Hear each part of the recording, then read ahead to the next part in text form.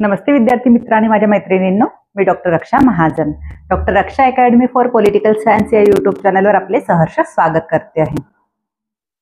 या आधीच्या व्हिडिओमध्ये आपण राजकीय सिद्धांत हे सुरू केलेले होते। राजकीय सिद्धांत बीएच्या सिलेबस पासून बीएचे सिलेबस सुरू केलेले आहे आपण। त्यातील राजकीय सिद्धांत अभ्यासतो आहे। राजकीय सिद्धांताचे आपले 2 व्हिडिओ झालेले आहेत। त्यामध्ये पहिला व्हिडिओ हा राजकीय सिद्धांताचा अर्थ व परिभाषा हे समजून सांगण्यात आलेले आहे। त्यानंतरच्या व्हिडिओमध्ये आपण राजकीय सिद्धांताचे स्वरूप कसे आहे व त्याची व्याप्ती काय आहे हे समजून घेतले। आजच्या व्हिडिओमध्ये आपण राजकीय सिद्धांताचा विकास कसा होत गेला हे समजून घेऊ। राजकीय सिद्धांत हे एक वैचारिक बाब आहे। मानवाच्या विचारातून ती निर्माण झालेली आहे। त्यामुळे राजकीय विचार अभ्यासत असताना किंवा राजकीय सिद्धांत अभ्यासत असताना प्रथमतः राजकीय विचारांच्या मागे जी वैचारिक पार्श्वभूमी आहे किंवा मानवी विचार आहे हे थोडक्यात समजून घेतले तर आपल्याला त्या सगळ्या गोष्टी समजणे आणि आपल्या डोक्यामध्ये एक त्याची शृंखला तयार होणे सहज सोपे होते की कसा कसा टप्प्याटप्प्याने मानवी विचार हे प्रगत होत गेले किंवा मानवी म्हणजे जी काही परिस्थिती होती सभोवतालची त्याच्या भोवती ती विचार कसे ते गुंफत आलेले आहे आणि कसे कसे विकसित होत गेलेले आहे। तर आपण बघू राजकीय सिद्धांताचा विकास कसा होत गेला। विकास बघत असताना आपण बघतो आहे की मानवी विचार हे कसे सुरू झाले। मानवी विचार आपण बघतो तर अगदी मानवाची जेव्हा बुद्धी विकसित झाली, बुद्धीचा विकास झाला आणि बुद्धीचा विकास झाल्यानंतर जेव्हा त्याच्या डोक्यामध्ये विचार येण्यास सुरुवात झाली तेव्हा मानव हा त्याच्या सभोवताली घडणाऱ्या घटनांविषयी विचार करू लागला। तत्कालीन मानव हा रानटी अवस्थेत राहत होता। त्यामुळे निसर्गावस्थेत राहत असताना, रानटी अवस्थेत राहत असताना त्याला ज्या काही नैसर्गिक समस्यांना सामोरे जावे लागायचे त्या समस्यांवर तो विचार करू लागला की सर्व घडत कसं आहे, कोण घडवत आहे या सर्व गोष्टी। जसं दिवस उजाडतो आहे, त्यानंतर दिवस मावळतो आहे, अंधार होते आहे, नदी नाले ना पाणी कुठून मिळतं आहे, वरून पाऊस कसा पडतो आहे, कोण हे सर्व घडवून आणत आहे, जंगलामध्ये मोठमोठी आग लागतात आहे, त्या आगी कशा लागतात आहे, कसं होत आहे, कसं कुठून घडत आहे, कोण घडवतो आहे, या सगळ्या गोष्टीवर तो विचार करू लागला। परंतु तत्कालीन मानव हा रानटी अवस्थेत होता, तो विज्ञानापर्यंत अजून पोहोचायचा होता। त्यामुळे त्याची ही विचाराची सुरुवातच होती। विज्ञान तर नंतरच्या काळाचा हे आहे। त्यामुळे तो आपल्या सभोवताली घडणाऱ्या गोष्टींविषयी विचार करू लागला। तो विचार करत असताना त्याला मग असं वाटायला लागलं की नाही, वर कोणीतरी शक्तिशाली आहे, एक शक्ती आहे जी हे सर्व घडवून आणते आहे। त्या सर्व गोष्टी घडण्यामागे एक शक्तिशाली आहे, कोणीतरी परम शक्ती आहे जी सर्व घडवून आणते आहे। त्यामुळेच व्यक्तीने आपले विचार त्या शक्तीभोवती गुरफटायला सुरुवात केली। त्यामुळे त्याला असं वाटायला लागलं की वरती कोणीतरी जो एक ईश्वर आहे तो पाऊस पाडतो आहे, कोणीतरी म्हणजे सूर्यांना उजेड आणतो आहे, कोणीतरी अंधार करतो आहे, कोणीतरी नद्यांना पाणी देत आहे, कोणीतरी सजीव सृष्टी निर्माण करते आहे, कोणीतरी आगीला म्हणजे आग देते आहे, अग्नी, त्यामुळे अग्नीचे देव आले। तसेच आपण बघतो आहे की पाऊस येतो आहे तर पावसाचा वरुण देव आलेला आहे। अशी देवाची संकल्पना निर्माण केल्या। त्या आपल्याच भारतीय संस्कृतीमध्ये आहे अशी नाही, सगळ्याच संस्कृतीमध्ये, प्राचीन संस्कृतीमध्ये आपल्याला की देव आणि त्याच्या भोवती गुंफलेले विचार हे आपल्याला प्राचीन काळात दिसून येतात। तर मानवाने ही असे विचार गुंफायला सुरुवात केली आणि ते गुंफत असताना त्यांनी काही विचार म्हणजे विचार मांडण्यास सुरुवात केली की नाही, असं जे स्वतःसोबत त्यांच्यासोबत जे काही घडत होतं, जे काही त्यांच्या आयुष्यात संकट यायची ती संकट मग ईश्वरानेच आपल्याला दिलेली आहे, ईश्वरानेच निर्माण केलेली आहे। चांगल्या गोष्टी घडल्या त्याही ईश्वरानेच निर्माण केलेल्या आहे आणि वाईट गोष्टी घडत असेल त्याही वरून ईश्वरानेच निर्माण केलेल्या आहे। असे ते आपल्या चांगल्या आणि वाईट गोष्टींचा संबंध हे ईश्वराशी लावू लागले। त्यामुळे काय झालं की या सगळ्या गोष्टी घडण्यामागे त्यांनी मग त्यांची एक नियमावली तयार करणं सुरू केली की मानवी वर्तन कसे असावे जेणेकरून आपल्याला आपले आयुष्य सुखकर होईल व चांगले वाईट या संकल्पना त्यांनी मांडण्यास सुरुवात केली। असे विचार विकसित होत असताना जसं मानवाने स्वतःची प्रगती करत गेला तसं मानवाच्या विचारांचीही प्रगती होत गेली आणि हे विचार जसे जसे संघटित होत गेले आणि ते संघटित होऊन एक विशिष्ट रूप घेऊ लागले आणि तेच आपण त्या विशिष्ट रूपाचंच आपण एक जसं म्हणतो की व्यक्तींनी प्रगती करून मानवी सभ्यता उभ्या केल्या. त्या सभ्यता उभ्या असलेल्या सभ्यता, प्राचीन सभ्यतांच्या मागे आपण बघतो संघटित त्यांची विचारशक्ती आहे, विचार प्रणाली आहे. प्रत्येक सभ्यतांनी आपापली विचार प्रणाली मांडलेली आहे, आचरण पद्धती आहे. कालांतराने तो काळ अगदीच पटकन आलेला नाही, तो भरपूरसा प्रवास करत गेला मानव आणि आपले एक एक विचार संघटित करत गेला आणि तेच संघटित विचार आपणास मोठमोठ्या सभ्यता जेव्हा उभ्या राहिलेल्या आहेत, त्या सभ्यतांची जेव्हा संस्कृती आपण अभ्यासतो आहे, त्या संस्कृतीच्या मागे असलेले विचार आपण बघतो आहे, त्या विचारांमध्ये आपल्याला दिसून येते. त्यामुळे ही जी संघटित संस्कृती आहे, ही वैचारिक संस्कृती आहे, आचरण पद्धती जी काही मानवाने निर्माण केलेली आहे, त्या आचरण पद्धतीलाच आपण कालांतराने धर्म हे नाव देण्यात आले. व अशा प्रकारे मानवाने जसं मानवाचे विचार सुरू झाले त्यानंतर त्याने संघटित रूपात धर्माला ची निर्मिती झाली व त्याला आपण धर्म हे नाव दिल्या गेले. जसं प्राचीन सभ्यतांची प्रत्येक सभ्यतांनी आपापली एक जीवन प्रणाली निर्माण केलेली होती, त्यामुळेच त्यांची जी जीवन प्रणाली होती, त्यांची जी संस्कृती होती, त्याला आपण धर्म या नावाखाली ओळखतो. जसं प्राचीन आपली जी वैदिक संस्कृती होती, त्यानंतर आपली सिंधू संस्कृती होती, या संस्कृतीने निर्माण केलेला आपला जी जीवन प्रणाली होती त्याला आपण हिंदू धर्म या नावाने ओळखतो. तर तत्कालीन जी इजिप्शियन संस्कृती होती, त्या इजिप्शियन संस्कृतीला इजिप्शियन धर्म म्हणून ओळखले गेलेले होते. पर्शियन जी संस्कृती होती, सुमेरियन सभ्यता होती, त्यानंतर आपली मेसोपोटेमियाची सभ्यता होती. या ज्या प्राचीन सभ्यता होऊन गेलेल्या आहेत, चीनची चीनी सभ्यता होती, अशा प्राचीन सभ्यतांनी आपापली जीवन प्रणाली जी निर्माण केलेली होती, त्या जीवन प्रणालीलाच त्यांनी धर्माचे स्वरूप आपल्याला दिलेले दिसून येते.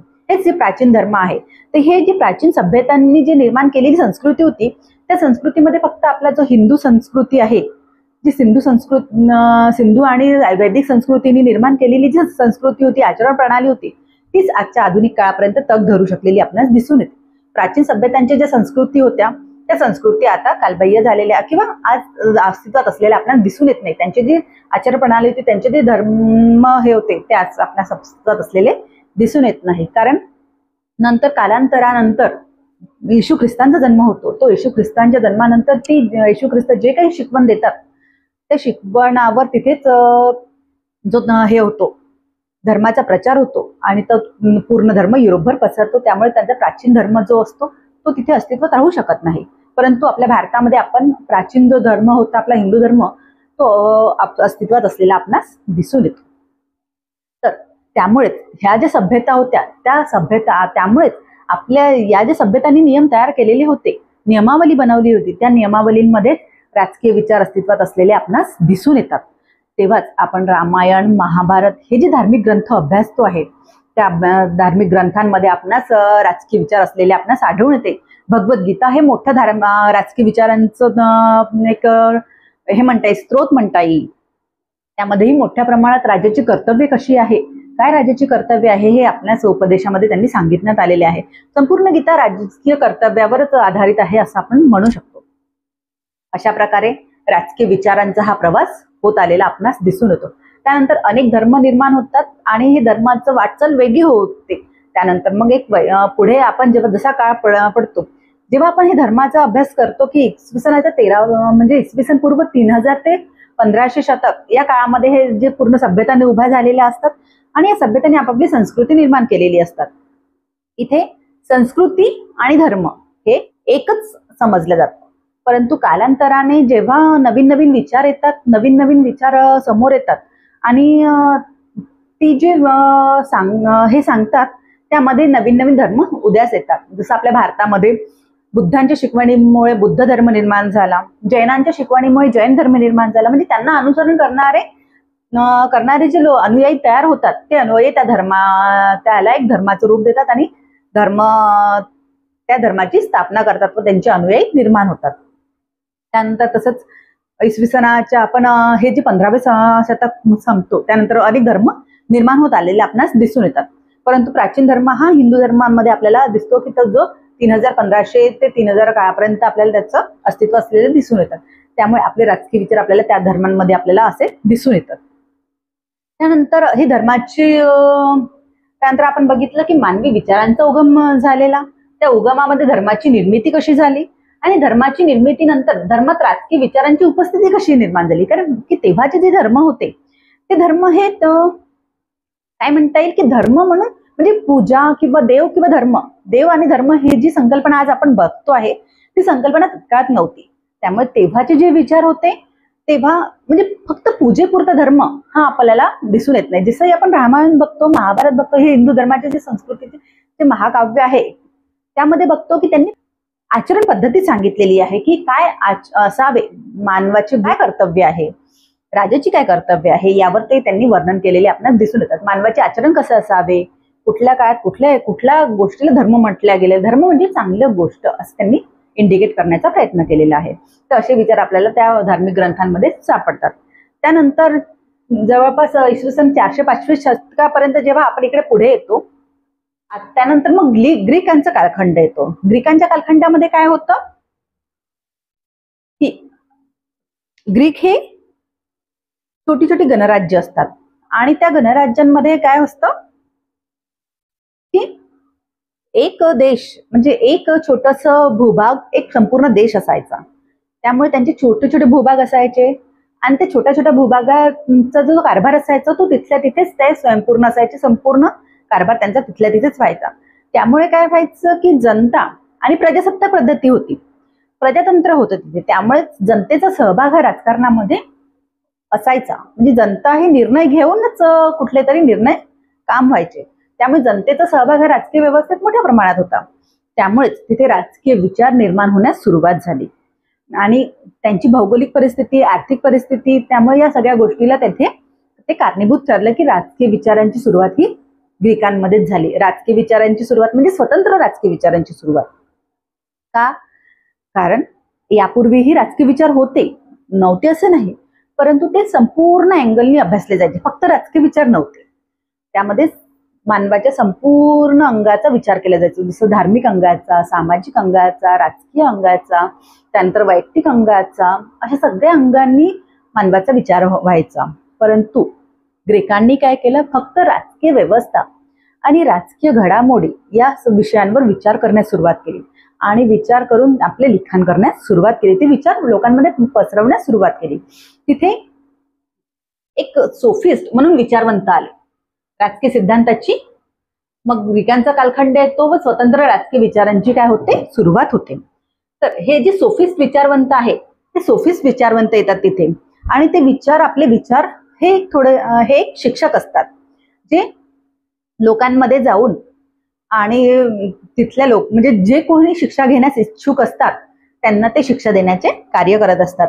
त्या बदल्यात पैसे घेतात. म्हणून म्हणजे ते शिक्षक होते, प्रोफेशनल शिक्षक होते असं म्हटलं जाते. तर हे सोफिस्ट काय करायचे की त्यांनी फक्त राजकीय विचारांवर म्हणजे मानवाचा जो राजकीय पैलू आहे त्या राजकीय पैलूवर विचार करण्यास सुरुवात केली की राजा म्हणजे शासक कसे असावे, कोणत्या घडामोडी घडतात आहे, त्या घडामोडी का घडतात आहे, व्यक्तीने त्यावर कसा विचार करायला हवा, त्याच्यावर व्यक्तीचे काय कर्तव्य आहे, अशा सगळ्या गोष्टींवर ते लोकांना शिकवू लागले. त्यामुळेच काय झालं की मानवाच्या बाकी सगळ्या मानवाची अंग असायची म्हणजे राजकीय, सामाजिक, आर्थिक हे बाजूला होऊन फक्त राजकीय व्यवस्थेवर फोकस होऊ लागला आणि राजकीय अंगाचा विचार होऊ लागला.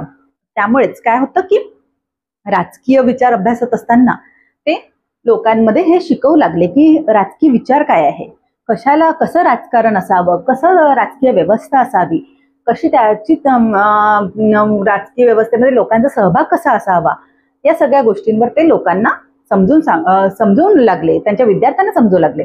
त्यामुळे या सोफिस्टांचा तिथे खूप मोठ्या प्रमाणात प्रसार झाला आणि त्यामुळे काय झालं की सोफिस्टांचे विचार तिथे लोकांना पटू लागले. त्यामुळे लोकांना पटत असताना त्यामुळे काय होऊ लागलं की ते मोठ्या प्रमाणात त्याच्या विचारांची तिथे प्रसार झाला. त्यानंतर सोफिस्ट नंतर तिथे एक सॉक्रेटिस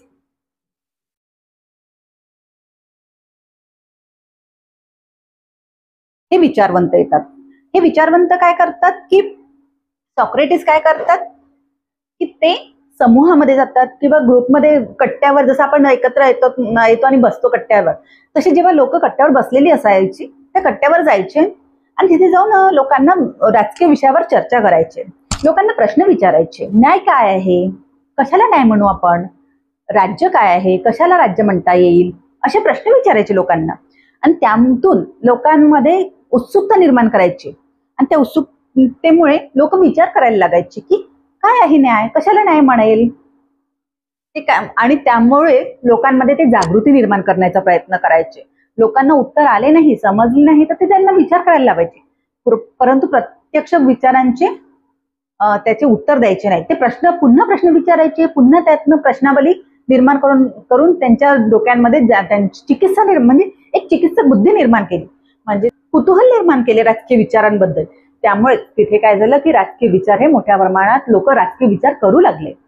त्यामुळेच राजकीय विचारांचा ते मोठ्या प्रमाणात प्रसार होऊ लागला. त्यानंतर परंतु यांनी जे त्यांचे विचार होते हे लिखित स्वरूपात केलेले नव्हते, लिहिलेले कुठले ग्रंथ लिहिलेले नव्हते. परंतु त्यानंतर त्यांचे जे शिष्य येतात प्लेटो, त्यांनी काय केलं, राजकीय विचार लिखित स्वरूपात मांडण्यास सुरुवात केली. त्यानंतर प्लेटोंनी त्यांचे विचार लिहिण्यास सुरुवात केली.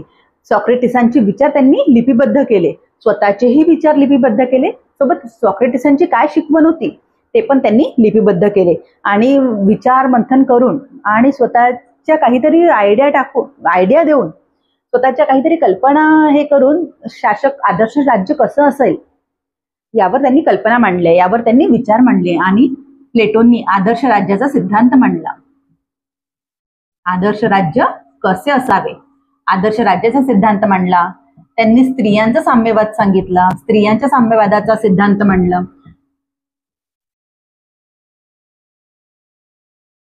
असे त्यांनी सिद्धांत मांडले, म्हणजे विचार मांडले की आदर्श राज्य कसे असेल, तिथे स्त्रियांचा सहभाग कसा असेल, स्त्रियांना समान अधिकार, प्लेटोंनी स्त्रियांना समान अधिकार दिलेले होते. जेवढे कार्य पुरुष करेल तेवढेच कार्य स्त्री पण करेल, स्त्रियांना पण तेवढेच कार्य करण्याचा अधिकार असेल, असे त्यांनी विचार मांडले. आणि काय झालं मग, राजकीय सिद्धांताची निर्मिती होण्यास सुरुवात झाली. प्लेटोनी राजकीय सिद्धांत म्हणजे काय म्हणतो आपण की एखादी गोष्ट जेव्हा आपण वाक्य बोलतो, एखादी गोष्ट जेव्हा सांगतो ते सिद्ध करता येणे, म्हणजेच त्यांचं सिद्धांत निर्मिती. त्यांनी सिद्धांत निर्मिती करण्यास सुरुवात केली की ते काय असेल, आदर्श राज्य कसे असेल. त्यांनी विचार मांडले त्याच्यावर आणि ते विचार त्यांनी मग म्हणूनच आपण आदर्श राज्य या स्त्रियांचा साम्यवाद असे जे विचार निर्माण होण्यास सुरुवात झाली किंवा मांडण्यास सुरुवात झाली तर आपण त्याला काय म्हणतो, राजकीय सिद्धांताची निर्मिती होण्यास सुरुवात झाली. आणि इथे राजकीय ग्रीकांच्या कालखंडामध्ये काय झालेलं होतं की राजकीय विचारांची सुरुवात झालेली होती, परंतु ते विचार हे ओरल फॉर्म मध्ये होते, लिपिबद्ध नव्हते. म्हणून नंतर लिपिबद्ध कधी सुरू झाले, म्हणजे लिखित स्वरूपात कधी आपल्याला मिळायला लागले, प्लेटोन पासून. प्लेटोनचे जे लिखाण आहे, प्लेटोनचे जे हे आहे त्यामध्ये आपल्याला लिखित स्वरूपात आपल्याला सगळं मिळतं. त्यामुळे राजकीय सिद्धांताची निर्मिती ही प्लेटो पासून झाली किंवा ग्रीकांपासून झाली असे म्हटले जाते. इथनं आपल्याला राजकीय सिद्धांत किंवा राजकीय विचारांची सुरुवात आपल्याला म्हणता येईल. तर समजले का, ह्या सगळ्या गोष्टी ह्या ऑब्जेक्टिव्ह प्रश्नामध्ये येऊ शकतात की राजकीय विचारांची सुरुवात कुठून झाली. राजकीय विचारांची सुरुवात कुठून झाली, ग्रीक कालखंडापासून झाली, ग्रीकांपासून झाली. राजकीय सिद्धांताची निर्मिती कुठून झाली, ग्रीकांपासून झाली, असे त्याचे उत्तर सांगता येईल आपल्याला. उत्तर त्यानंतर प्लेटोनचे शिष्य येतात ॲरिस्टॉटल काय करतात, प्लेटोंनी हे जे त्यांचे विचार मांडलेले असतात हे पूर्ण स्वतःच्या बुद्धीतून उपजलेले असतात. ते वास्तविकता काय आहे हे त्यांचे वर्णन, त्याच्यात वास्तविकतेचे वर्णन नसतात, ते पूर्ण आपल्या कल्पनेतून त्यांचा किंवा अभ्यासातून त्यांचे विचार मांडतात. परंतु ॲरिस्टॉटल काय करतात, एक स्टेप पुढे जाऊन, ॲरिस्टॉटल कोण असतात, हे प्लेटोनचे शिष्य असतात. प्लेटोनचे शिष्य जे ॲरिस्टॉटल असतात ते काय करतात, मग त्याच्या अवतीभोवती जे देश असतात त्या देशांचे संविधान बघतात, त्यांची शासन प्रणाली बघतात, त्या शासन प्रणालीचं तुलनात्मक अध्ययन करतात आणि ते तुलनात्मक अध्ययन करून ग्रंथ निर्मिती करतात आणि म्हणजे त्यांचे ग्रंथ लिहितात. म्हणूनच त्यांनी तुलनात्मक अध्ययन केलं, वास्तविक परिस्थिती बघितली, त्यांची प्रत्येक देशाचे कायदे बघितले, त्या कायद्यांचा अभ्यास केला, त्यांच्या संविधानाचा अभ्यास केला आणि तो तुलनात्मक अभ्यास करून त्यांनी त्यांचे ग्रंथ निर्मिती केली. त्यामुळे अरिस्टॉटलला काय म्हटलं जातं? राज्यशास्त्राचा जनक म्हटल्या जातं. हे वाक्य लक्षात ठेवायचं की राज्यशास्त्राचा जनक कोणाला म्हटलं जातं? अरिस्टॉटल यांना म्हटल्या जातं. कारण त्यांनी राज्याला शास्त्राचा दर्जा निर्माण करून दिला. त्यांची जी लिखाण पद्धती होती त्यांनी सुव्यवस्थित असे लिखाण केले. जसं एखाद्या शास्त्राला लिखाणाची गरज असते, शास्त्राला मांडणीची गरज असते, ज्याप्रमाणे एखादं शास्त्र मांडलं जातं त्याप्रमाणे त्यांनी राजकीय विचारांची मांडणी केली. त्यामुळेच राज्यशास्त्राची निर्मिती झाली व राज्याला राजकीय विचारांना शास्त्राचा दर्जा मिळाला व राज्यशास्त्र हे अभ्यासताच राज्यशास्त्राला राज्यशास्त्र म्हटले जाऊ लागले. म्हणजेच राजकीय जे अध्ययन होते त्याला कशाचा दर्जा मिळाला? शास्त्राचा दर्जा मिळाला. कोणामुळे? अरिस्टॉटलच्या अध्ययनामुळे. अरिस्टॉटलच्या अध्ययनामध्ये अरिस्टॉटलने कुठला ग्रंथ लिहिलेला होता? प्रथम पॉलिटिक्स. या पॉलिटिक्स ग्रंथामध्ये त्यांनी राजकीय विचारांना पॉलिटिक्स हा शब्दप्रयोग वापरला. त्यामुळेच राज्यशास्त्राला पॉलिटिक्स असे म्हटले जाते. त्यानंतर येतो ग्रीकांच्या कालखंडानंतर. ग्रीकांचा कालखंड हा संपल्यानंतर रोमन काळ येतो. रोमन काळ हे मोठ्या स्वरूपात असतं. म्हणजे ग्रीकांचा काळ आपण बघितला की ग्रीक ही छोटी छोटी नगरराज्य होती, परंतु रोमन साम्राज्य शब्द लागला म्हणजे त्यांचा भूभाग मोठा आला. आणि साहजिक आहे, मोठ्या भूभाग असेल आणि साम्राज्य म्हणजे राजेशाही असेल तर लोकांचा तिथे सहभाग हा कमी होईल.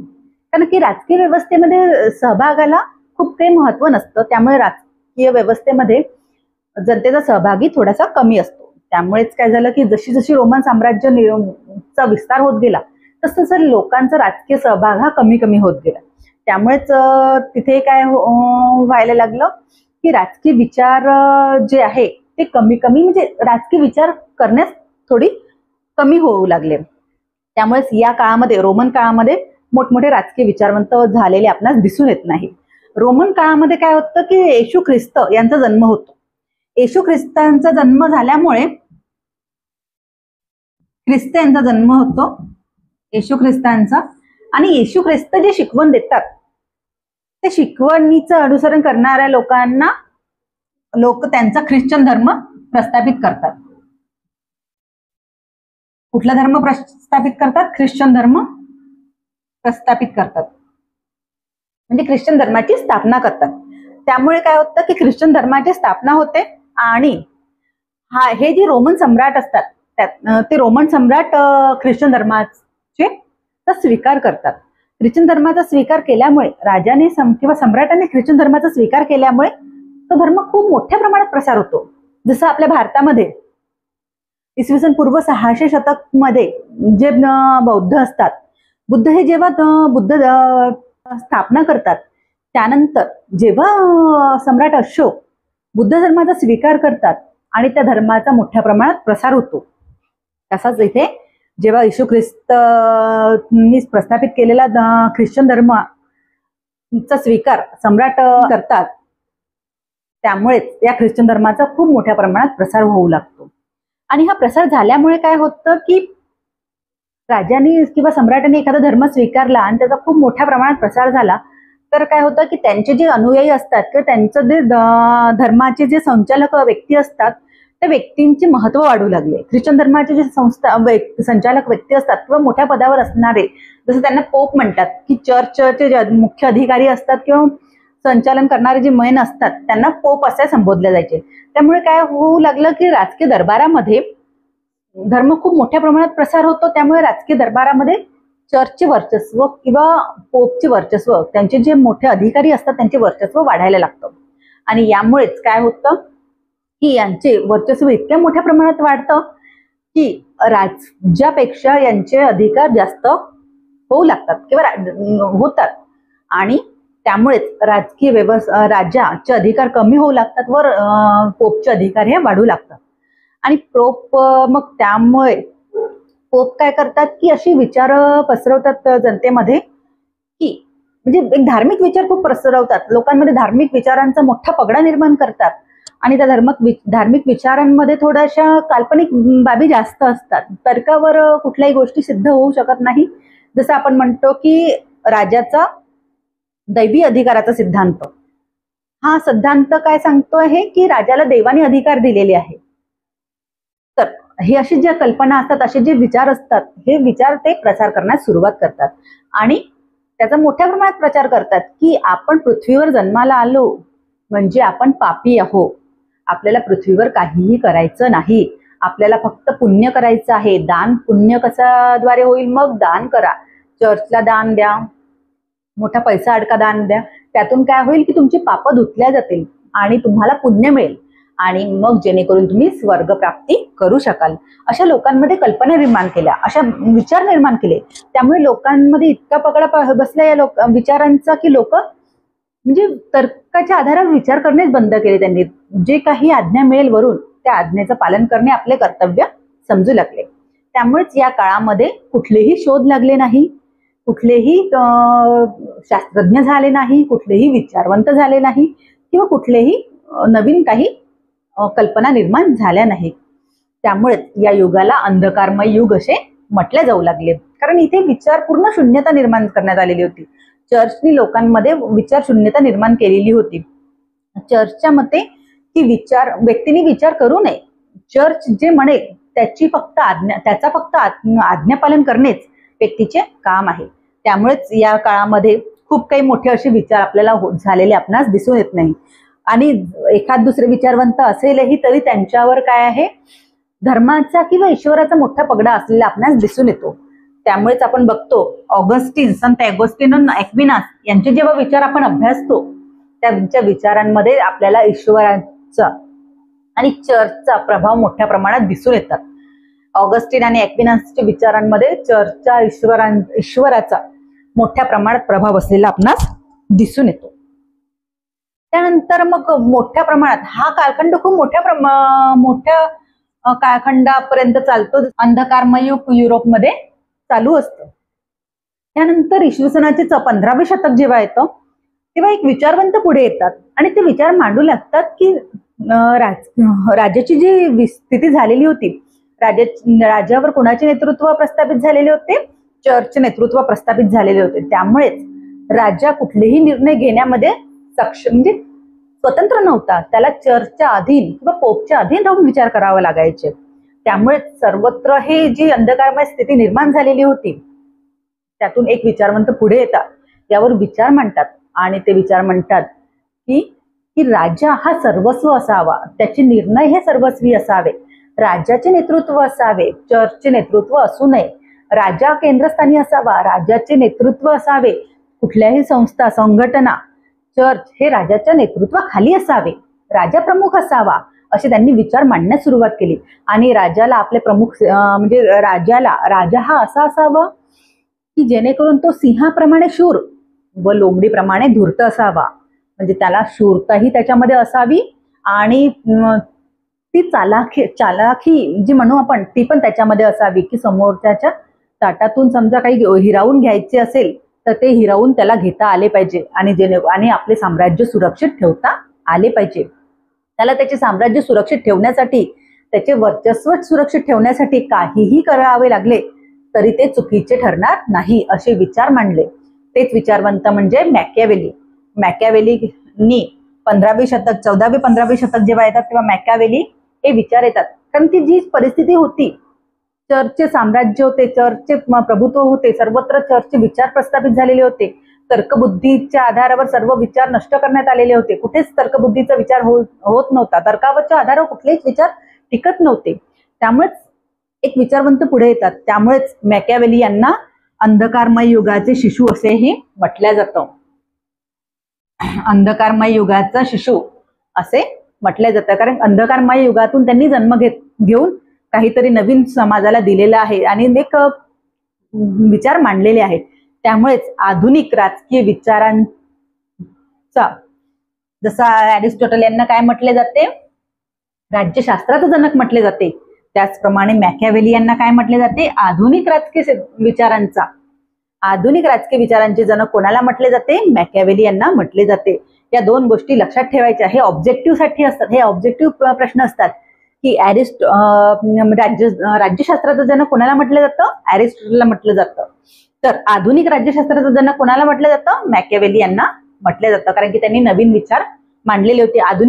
आणि मॅकॅवेली हे यांचा काळ असा होता की मध्ययुग संपून आधुनिक काळाची सुरुवात झालेली असते. त्यामुळे यांना हे थोडेसे टर्निंग पॉइंटवर आलेले विचारवंत असतात. त्यानंतर मॅकॅवेली, त्यानंतर 16वे-17वे शतक जेव्हा येतं तेव्हा लोक हे जे चर्चने निर्माण केलेले विचार असतात, प्रस्तावलेले विचार असतात, ते प्रस्तावलेले विचार लोक क्रॉस करू लागले आणि विचारवंत त्याच्यावर बोलू लागले की कुठे पाहिला स्वर्ग, कुठे आहे नर्क, कोणी बघितला स्वर्ग. त्यामुळे स्वर्ग प्राप्ती करायची असेल ते नंतर बघू, परंतु इथे जन्माला आलेलो आहोत, पृथ्वीवर आपण जन्म घेतलेला आहे, तर या जन्मात काय करायचे ते आत्ताच करावे लागेल. परलोक कोणी बघितलेला आहे. त्यामुळेच जो लोक आपण बघितलेलाच नाही त्या लोकांची कल्पना करून जगण्यात काहीही अर्थ नाही. आज इथे जन्माला आलेलो आहोत तर आज इथेच काहीतरी करणे जास्त महत्वपूर्ण आहे. त्यामुळे असे विचार लोकांमध्ये निर्माण करू लागले, विचारवंत मांडू लागले. त्यामुळेच आणि कुठल्याही गोष्टीचा विवेकावर किंवा तर्कबुद्धीवर टिकेल असे विचार ते लोकांसमोर देऊ लागले. त्यांचं म्हणणं होतं की विचार हे तर्कावर टिकायला हवे. तर त्यामुळेच ते असे विचार लोकांना देऊ लागले. त्यामुळे आणि आतापर्यंत काय व्हायचं की राजा केंद्रस्थानी असायचा, परंतु मॅकॅवेली यांनी राजाला केंद्रस्थानी ठेवलेले होते. परंतु त्यानंतरच्या 16व्या-17व्या शतकांमध्ये काय होतं, व्यक्तीला केंद्रस्थानी ठेवलं जातं. राजाचा विकास म्हणजे व्यक्तीचा विकास नाही. त्यांचं म्हणणं काय असतं की व्यक्तीचा विकास म्हणजे राज्याचा विकास आहे. प्रत्येक व्यक्तीचा विकास झाला तर राज्याचा विकास हा आपोआप होतो. त्यामुळेच त्यांनी व्यक्ती विकासावर, व्यक्ती स्वातंत्र्यावर जास्त हे दिलं. कारण की व्यक्तीला स्वातंत्र्य द्या, राज्याचे स्वातंत्र्य कमी करा. राज्यामध्ये व्यक्ती हा विकसित होऊ शकत नाही. राज्यामध्ये व्यक्तीचे स्वातंत्र्य हे कुठेतरी बंधन टाकलं जातं. त्यामुळेच व्यक्तीला पूर्ण स्वातंत्र्य असावे, राज्याला स्वातंत्र्य असू नये. म्हणजे राज्यापेक्षा जास्त स्वातंत्र्य कोणाला असावे, व्यक्तीला असावे. राज्य हे फक्त नॉमिनल असावे असं त्यांनी विचार मांडण्यास सुरुवात केली. त्यामध्येच आपण थॉमस हॉब्स, लॉक, रुसो हे विचारवंत बघतो आहे. हॉब्स आणि लॉक्सनी जे विचार मांडले त्या विचारांवरच तिथे इंग्लंडमध्ये मोठी क्रांती होऊन येते, गौरवपूर्ण क्रांती होऊन येते. आणि त्यामुळेच व्यक्ती राजकीय व्यवस्थेमध्ये स्वतःचा सहभाग असावा ही मागणी तिथे करू लागतात आणि राजकीय व्यवस्थेमध्ये स्वतःचे प्रतिनिधित्व ते निर्माण करतात, मोठी क्रांती करतात. यांच्या क्रांतीमागे जी इंग्लंडची गौरवपूर्ण क्रांती आहे त्या क्रांतीमागे याच विचारवंतांचे विचार आपणास दिसून येते. त्यानंतर यांच्या विचारांनी यांनी विचार मांडले की व्यक्ती पूर्णपणे स्वतंत्र असावे, त्यांच्यावर कुठलेही वर्चस्व नसावे किंवा कुठलेही बंधन नसावे. तो त्याला जे करायचे आहे, कुठलाही व्यवसाय करणे, कुठलेही कार्य करणे, कुठलाही निर्णय घेणे, यासाठी तो पूर्णपणे स्वतंत्र असावा. त्यामुळे यांच्या विचारातनं तिथे मग व्यक्ती स्वातंत्र्याला प्रोत्साहन दिले गेले आणि व्यावसायिक स्वातंत्र्य मिळाल्यामुळे तिथे मोठ्या प्रमाणात भांडवलशाहीचा उदय झालेला आपणास दिसून येतो. आणि यांच्याच विचारातनं भांडवलशाही ही उदयास आली आणि युरोपमध्ये मोठ्या प्रमाणात भांडवलशाही निर्माण झाली. भांडवलशाही निर्माण झाली, मोठमोठे उद्योग निर्माण झाले आणि मोठमोठी औद्योगिक क्रांती झालेली आपणास दिसून येते. त्यानंतर आपण बघतो की जेव्हा हे आणि याच सोबत त्यानंतर मग सोबतच इंग्लंडमध्ये क्रांती झाली. त्यानंतर फ्रान्समध्येही स्वातंत्र्य, समता, बंधुता या शब्दांना, या नाऱ्यांना हे करून केंद्रस्थानी ठेवून त्यांनी मोठी क्रांती केली. इंग्लंडमध्ये तर त्यांनी राजेशाही व्यवस्थेमध्ये जनतेचे प्रतिनिधित्व असावे यासाठी क्रांती केली. परंतु फ्रान्समध्ये संपूर्ण राजेशाही नष्ट करून त्यांनी प्रजातंत्रच निर्माण करण्यासाठी मोठी क्रांती केली व जनतेचे साम्राज्य निर्माण केले. राजतंत्र नष्ट करून प्रजातंत्र निर्माण केले, यासाठी मोठी फ्रान्सची क्रांती घडून आली. या क्रांतीमागेही रुसो यांचे विचार असलेले आपणास दिसून येतात. त्यामुळेच या युगाला काय म्हटलं जातं, विवेकनिष्ठ युगाचा प्रारंभ म्हटलं जातं. की विवेकावर आधारित विचार होण्यास सुरुवात झाली. जी काही आधी काल्पनिक विचार होते, पारलौकिक विचार होते, जे विवेकावर कुठेही टिकत नव्हते, ते विचार नष्ट होऊन विवेकावर, तर्कावर जोर देईल, कुठेतरी लॉजिक असेल त्या विचारामागे, असे विचार येण्यास सुरुवात झाली. त्यानंतर काही नवीन संकल्पना निर्माण झाल्या. त्यानंतर आपण बघतो फ्रान्सची क्रांती झाली. फ्रान्सची क्रांतीनंतर नवीन संकल्पना निर्माण झाल्या. संकल्पना निर्माण झाल्या म्हणजे काय, की भांडवलशाही व्यवस्था जेव्हा आपण निर्माण बघितली, ते भांडवलशाही व्यवस्था निर्माण झाली, त्यामुळे काय झालं की एक समाज हा पूर्ण दोन वर्गात विभाजित झाला. एक तर तो भांडवलदारांचा वर्ग आणि दुसरा भांडवलदाराच्या सोबत काम करणारा श्रमिकांचा वर्ग. भांडवलदाराचा वर्ग हा मुठ्ठीभर म्हणजे मोजक्या स्वरूपात होता, परंतु श्रमिकांचा वर्ग हा मोठ्या स्वरूपात होता. आणि सामाजिक व्यवस्था अशी विस्कळीत झालेली होती की सगळी साधन संपत्ती ही भांडवलदाराजवळ केंद्रित झाली आणि श्रमिकांजवळ काहीही उरले नाही. फक्त त्यांच्याजवळ त्यांचे मानवी श्रम एवढंच त्यांच्याजवळ राहिलेलं होतं आणि ते श्रमही भांडवलदाराच्या हातातनच कंट्रोल म्हणजे भांडवलदाराद्वारेच कंट्रोल केलं जायचं. म्हणजे त्यांच्या श्रमाचा किती मोबदला द्यायचा, त्यांना कसे हे द्यायचं, हे सर्व भांडवलदारच ठरवत असायचे. त्यामुळेच इथे श्रमिक वर्गांचे जे अधिकार होते हे कुठेतरी नष्ट झालेले आपणास दिसून येतात.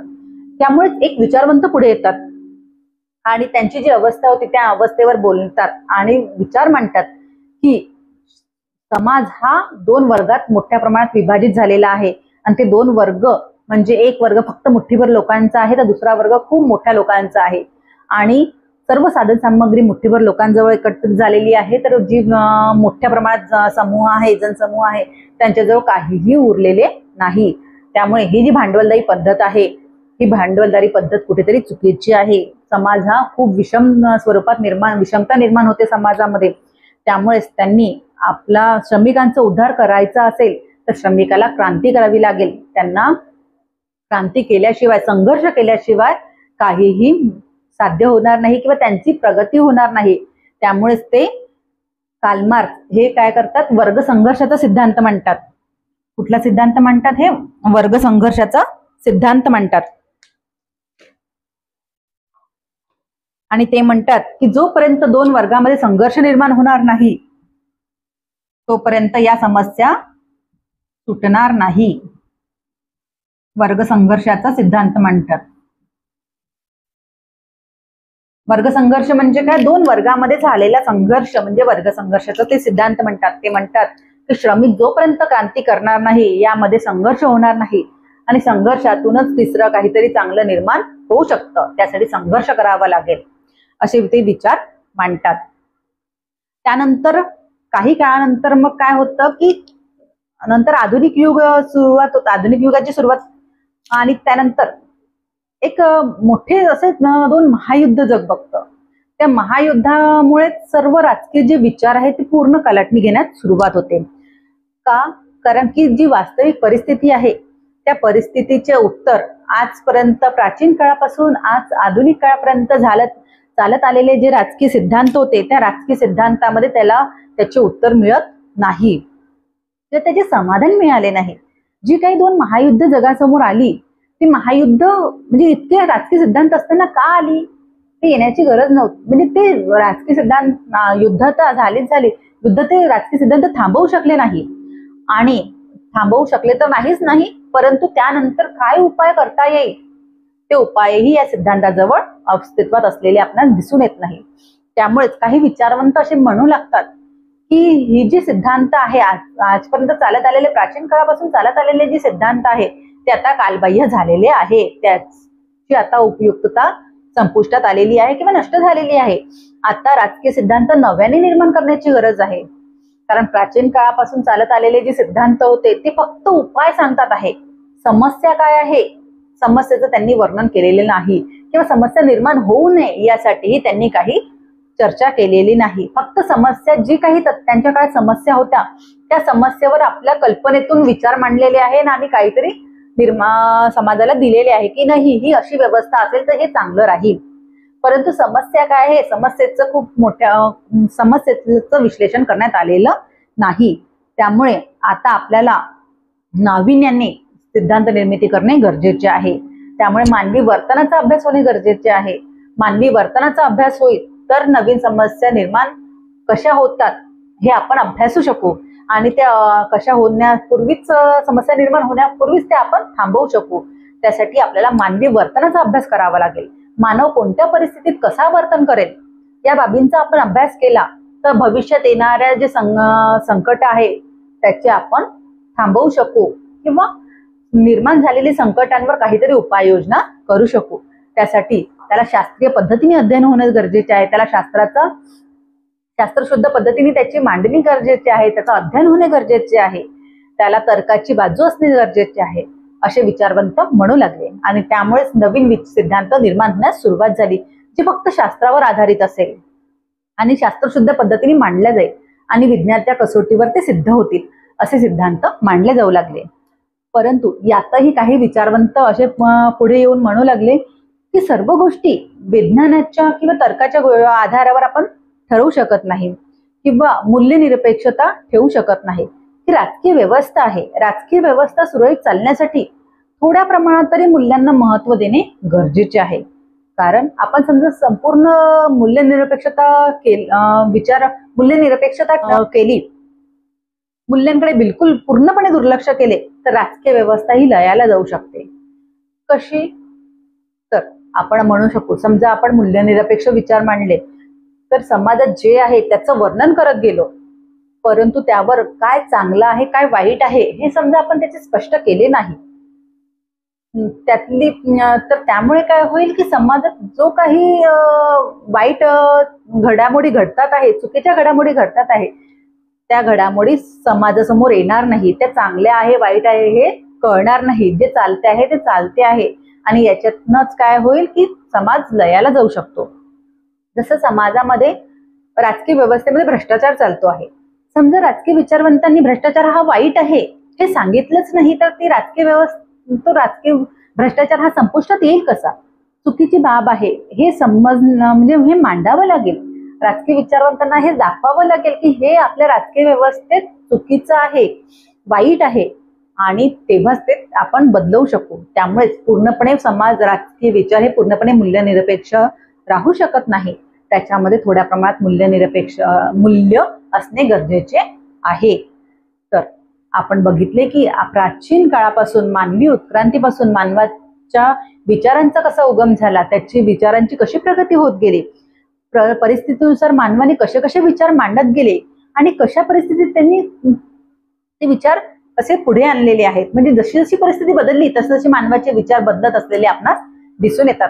आणि प्राचीन काळापासून किंवा मानवी उत्क्रांतीपासून जे विचार होत आलेले आहे ते विचार आज आधुनिक काळापर्यंत इथपर्यंत येऊन पोहोचलेले आपणास दिसून येतात आणि अशा टप्प्याटप्प्याने त्याचा विकास होत आलेला आपणास दिसून येतात. तर आपण आज बघितलं की राजकीय विचारांचा, राजकीय सिद्धांताचा कसा कसा विकास होत गेलेला आहे. जसे इथे आदर्श राज्य, प्लेटोनचा आदर्श राज्याचा सिद्धांत आला, त्यानंतर अरिस्टॉटल यांचे विचार आले, त्यानंतर राजकीय ख्रिश्चन धर्माचा प्रसार होऊन पोपचे वर्चस्व वाढले. पोपचे वर्चस्व वाढल्यामुळे काय झालं की राजकीय व्यवस्थेमध्ये जो काही अंधकारमय युग निर्माण झाले, ते अंधकारमय युग निर्माण झाल्यामुळे जे काही वाईट परिस्थिती निर्माण झाली त्या परिस्थितीला समोर आणण्यासाठी एक विचारवंत पुढे आले, मॅकियावेली नावाने आहे, ज्यांना आधुनिक राज्यशास्त्राचा जनक म्हटले जाते. त्यानंतर विवेकनिष्ठ युगाचा प्रारंभ होतो. तर्कावर लॉजिकली गोष्टी बोलायला लागतात, विचारवंत मांडायला लागतात. त्यामध्ये रुसो आहे, हॉब्स आहे, लॉक्स आहे, हे विचारवंत आपले तर्कावर सिद्ध होईल किंवा विचारांना पटेल असे विचार मांडू लागतात. त्या विचारातूनच व्यक्ती स्वातंत्र्याला प्रोत्साहन देतात आणि व्यक्ती स्वातंत्र्याला प्रोत्साहन दिल्यामुळे तिथे भांडवलशाहीचा उदय होतो. भांडवलशाहीचा उदय झाल्यामुळे मोठमोठे व्यवसाय निर्माण होतात, मोठमोठ्या औद्योगिक क्रांती होतात आणि त्या क्रांतीमुळे पुन्हा त्याचे दुष्परिणाम म्हणजे असे समोर येतात की संपूर्ण समाज हा 2 वर्गामध्ये डिवाइड होतो. एक उच्च लोकांचा भांडवलदारांचा भांडवलदार वर्ग, तर श्रमिकांचा श्रमिक वर्ग. श्रमिकांचे हाल होत असताना बघून त्यांचा एक उद्धारकर्ता समोर म्हणून येतात, समोर कार्ल मार्क्स येतात, जे श्रमिकांवर विचार करतात आणि श्रमिकांचा उद्धार कसा होईल याविषयी ते विचार मांडतात आणि आपले सिद्धांत मांडतात. त्यामध्ये वर्गसंघर्षाचा सिद्धांत आपण म्हणू शकू. त्यानंतर आपण बघतो की नंतर 2 महायुद्ध जगात समोर येतात आणि त्या महायुद्धाचे दुष्परिणाम बघून आजपर्यंत जे चालत आलेले कल्पनेवर आधारित विचार असतात किंवा बुद्धीवर आधारित विचार असतात, ते फक्त जे डोक्याच्या आपल्या बुद्धीतून निर्माण होतात असे विचार बाजूला सारून प्रत्यक्षात जी वास्तविक परिस्थिती आहे ती परिस्थिती बघून विचार मांडणे समोर येऊ लागले, म्हणजे वास्तविकतेवर फोकस होऊ लागला. आणि वास्तविकतेवर फोकस होत असताना त्याला शास्त्रशुद्धता असणे जास्त गरजेचे आहे हे येऊ लागलेले आहे. त्याला शास्त्राच्या कसोटीवर सिद्ध करावे असे शास्त्रीय विचार समोर येऊ लागले. त्यानंतर शास्त्रीय विचार आल्यानंतरही काही विचारवंतांना असे वाटू लागले की पूर्णपणे शास्त्रीय असणे आणि पूर्णपणे मूल्यनिरपेक्ष असणे योग्य नाही. राजकीय सिद्धांतामध्ये किंवा राजकीय व्यवस्थेमध्ये मूल्यांनाही थोडेसे महत्व असणे जास्त गरजेचे आहे. कारण की मूल्य नसेल म्हणजे चांगलं आणि वाईट हे जोपर्यंत सांगितलं जाणार नाही तोपर्यंत राजकीय व्यवस्था सुरळीत चालू शकणार नाही. कारण की वाईटच गोष्टी म्हणजे जे आहे ते अभ्यासात गेलो आपण आणि चुकीचं काय हे बरोबर आहे काय हे सांगितलंच नाही तर ती राजकीय व्यवस्था कशी सुरळीत चालू शकणार आहे. ती राजकीय व्यवस्था लयाला जाईल. त्यामुळे असे जे विचार परिस्थितीने जशी जशी परिस्थिती निर्माण होत गेलेली आपणास दिसते तसे तसे राजकीय विचारांचे विचार जे आहे ते बदललेले किंवा त्या काळानुसार असलेले ते आपणास दिसून येतात. तर अशा प्रकारे राजकीय विचारांचा आपल्यास विकास होत असलेला आपणास दिसून येतो. अशा टप्प्याटप्प्याने राजकीय विचार हे विकसित झालेले आपणास दिसून येतात. तर आपण विद्यार्थ्यांना हे मुद्दे आवश्यक असेल तर हे लिहून घ्या, म्हणजे या मुद्द्यांच्या आधारे तुम्ही ही संकल्पना स्पष्ट करू शकतात, सुव्यवस्थित अशी त्याची मांडणी घेऊ शकतात. तर चला यानंतर आपण बघू, यानंतर पुढच्या व्हिडिओ मध्ये भेटू.